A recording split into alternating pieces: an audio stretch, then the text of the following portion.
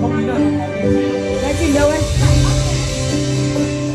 Đâu để quay mẹ không đủ ra không đủ follow.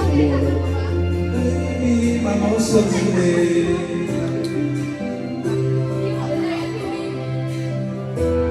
chiến thắng có bằng cách đêm làm lại đây hết kháng chiến nếu còn chưa về mẹ ơi mẹ có lỗi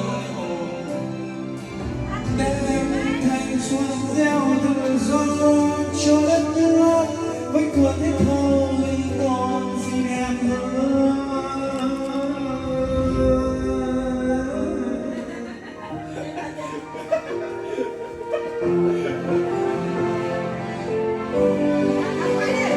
Quay người chứ sao quay người. Lòng cánh đi về.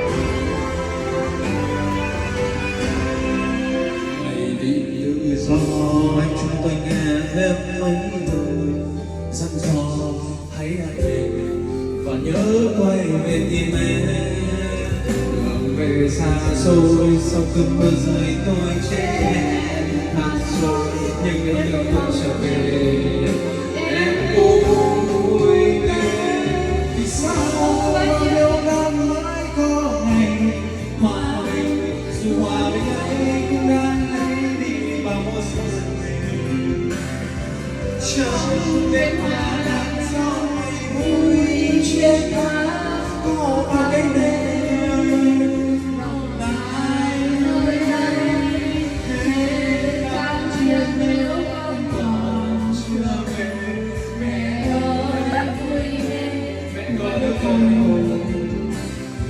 em thanh xuân gieo Anh đừng quay một mình cái. cho đất nước Anh đừng quay một mình cái. còn gì đẹp hơn sau bao nhiêu năm mới có ngày Các bác đi. hòa bình dù hòa bình ấy Cô đã thấy rồi không thân bình.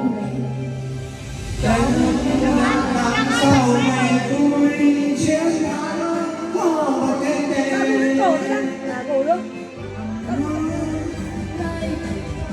Đang ăn lệch biết rồi đang. Em đang chiến nếu còn chưa về. Mẹ ơi vui lên có đứa con anh về.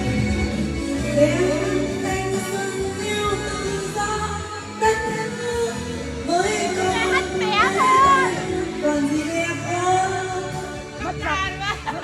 Mất giọng. Nếu con còn chưa về mẹ ơi vui lên mẹ có đứa con anh hùng đem thanh xuân nói cho đất nước. Đeo kính nào. Mở bài cay. Anh Khánh em mở bài cay. Bài phép màu đi. Bài cay. Sao là sao mà em